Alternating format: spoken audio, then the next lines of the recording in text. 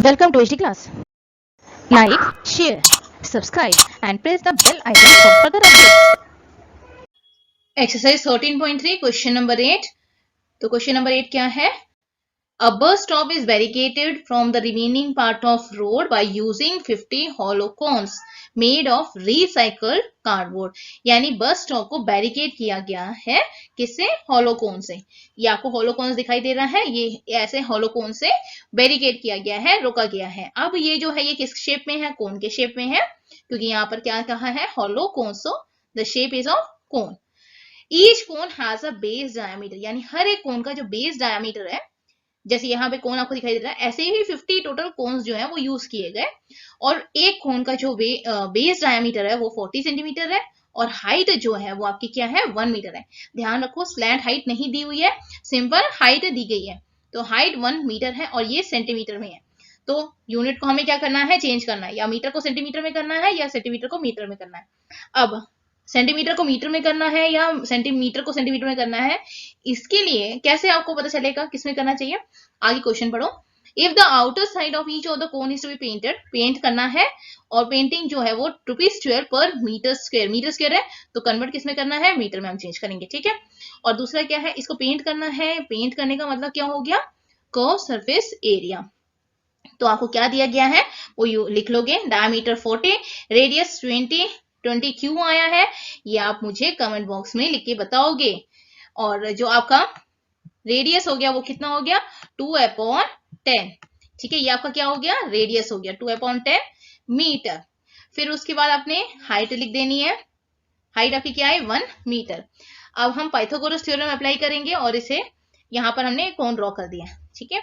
और Pythagoras theorem में L square, यानी ये वाला जो साइड है, यानी स्लैंट हाइट का जो स्क्वायर है वो base square plus perpendicular square के बराबर होता है. ठीक है. तो यहाँ पर फॉर्मूला लिख दिया हमने. h हमारे पास कितना है? 1 मीटर है, तो हम h को क्या लिखेंगे? 1 मीटर लिख देंगे.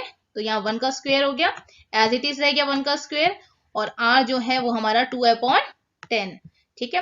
तो हम यहाँ पर 2/10 का होल स्क्वायर करेंगे. ठीक है. तो अब ध्यान रखना है यहाँ पर आप 1 + 2 को स्क्वायर नहीं कर सकते, अलग अलग ही आपने सर स्क्वेयरिंग करनी है. ठीक है. यहाँ पर आप गलत कर जाते हैं. तो यहाँ पर हो गया 1 + 2 स्क्वायर कितना होता है? 4 है, तो यहाँ पर आप 4 लिखोगे अपॉन 100. 10 10 100. तो यहाँ पर 100 हो गया.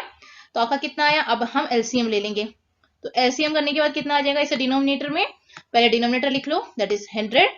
और 100 1 × 100 क्रॉस मल्टीप्लाई करते हैं ना हम, इसको यहाँ पर ले जाते हैं, इस डिनोमिनेटर को यहाँ पर करते हैं, वैसे ही आप यहाँ पर करोगे. ठीक है. तो यहाँ पर क्या हो गया आपका? 100 + 4. ठीक है. हम यहाँ पर आपने क्या करना है? इसे ऐड कर देना है. तो आपको क्या मिला? 104/100.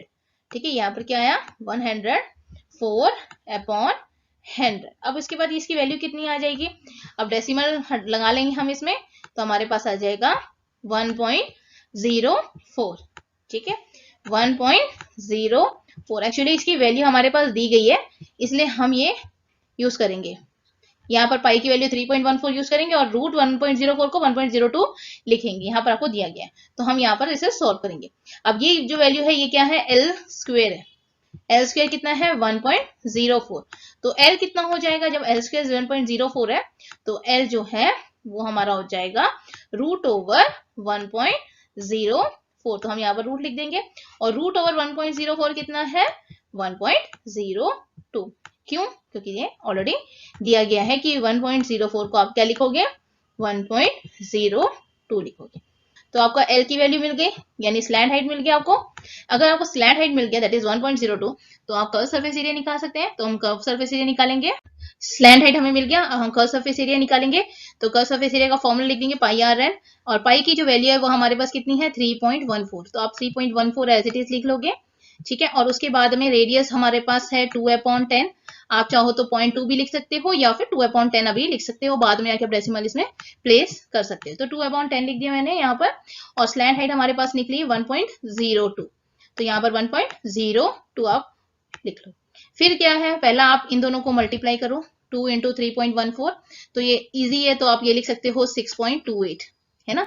6.28/10 मल्टीप्लाइड बाय 1.02.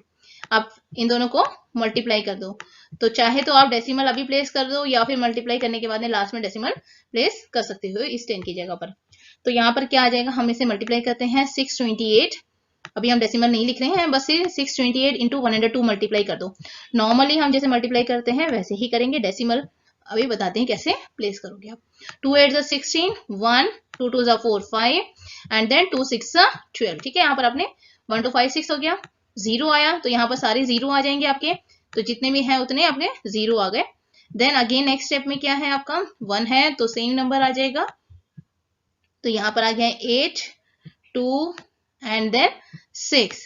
अब इन्हें ऐड करो तो कितना आता है आपका 6 5 0 4 6, तो 64,056 आता है। अब क्या है डेसिमल देखो, यहाँ पर कितने नंबर से पहले डेसिमल है, 2 नंबर से पहले डेसिमल है, यहाँ पर कितने नंबर से पहले डेसिमल है, 2 नंबर से। टोटल कितने डेसिमल हो जाएंगे 1 2 3 4, यानी 4 नंबर से पहले आपने डेसिमल लगाना है, यानी यहाँ पर डेसिमल आपका आएगा, इस जगह पर आपका डेसिमल आ गया।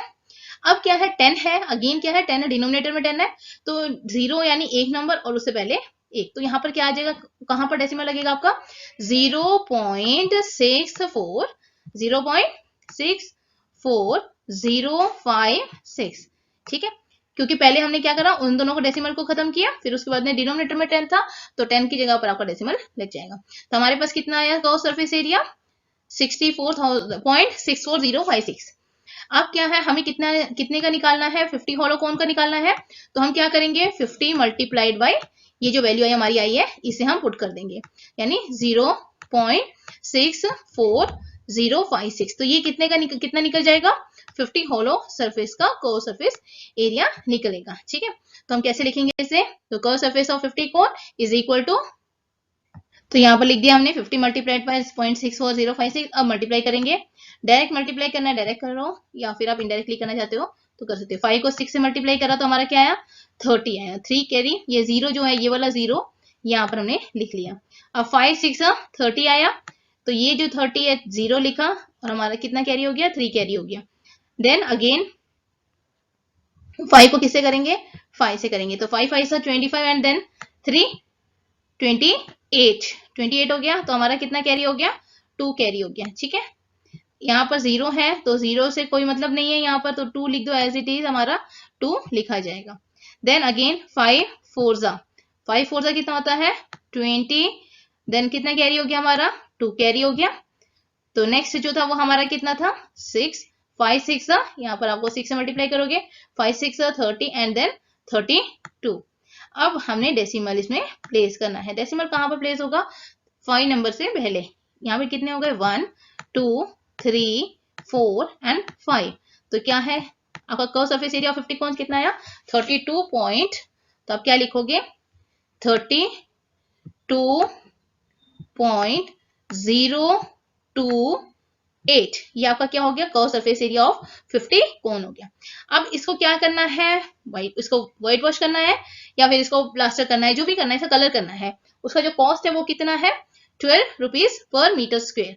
तो cost of painting all the 50 cone is equal to 32.028 multiplied by 12, क्यों, क्योंकि पर मीटर स्क्वायर है, तो इसलिए आपने इसको डायरेक्ट 12 से मल्टीप्लाई करोगे। 12 का टेबल आता है तो वेल एंड गुड, तो आप सॉल्व करेंगे 12 8 96, तो 6 कैरी 9 हमारा कैरी हो गया, 12 2 24 एंड देन 9 को हम ऐड ऑन करेंगे तो कितना होता है 33, तो 3 हमारा आ गया, कितना कैरी हो गया हमारा 3, यहाँ 0 है तो कुछ फर्क नहीं पड़ता, तो 3 एज इट इज लिखेंगे। 12 2 24, 2 कैरी, 12 3 36 एंड देन 38, तो हमारा कितना है cost of painting of the 50 rupees 384 rupees, यहाँ डेसिमल है ना, तो 336 पैसे। तो कॉस्ट ऑफ पेंटिंग हमारा कितना निकला 50 कोन का 384.336, जिसको हम कैसे लिखेंगे, क्योंकि पॉइंट के बाद में जो डेसिमल पैसे जो है वो 300 होगा तो वो 3 रुपीज हो जाता है ना, तो इसे हम राउंड ऑफ करेंगे, राउंडिंग ऑफ आपने पढ़ा हुआ है ऑलरेडी, तो 384 रुपीज 34 पैसे। तो यहाँ पर आप क्या लिखोगे 384.34 4। आई होप आपको ये समझ आया है, और अगर आपको पसंद आया तो लाइक कीजिए, सब्सक्राइब कीजिए और बेल आइकन प्रेस करिए, जैसे नए नए जैसे वीडियो अपलोड होती है वैसे आपको पता चल जाएगा। और अगर आपको कोई प्रॉब्लम आती है कमेंट बॉक्स में आप लिख के मुझे बता सकते हो, और किसी भी पर्टिकुलर टॉपिक में आपको वीडियो चाहिए है तो आप वो भी मुझे बता सकते हैं।